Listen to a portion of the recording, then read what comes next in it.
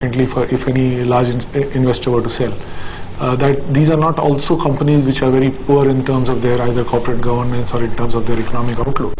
So one can only assume that some institutional investor was holding on to them and has decided to bail out.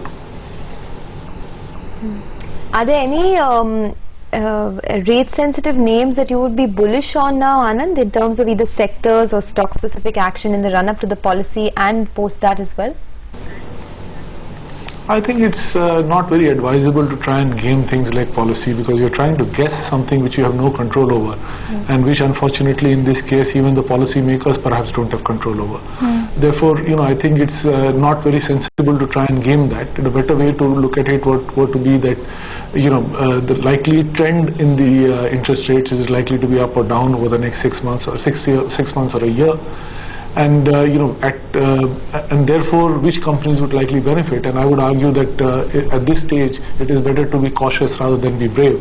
And therefore, if you have to be investing even in sensitives, which in rate sensitive, you're better off looking at consumer facing companies rather than infrastructure or balance sheet based companies where the interest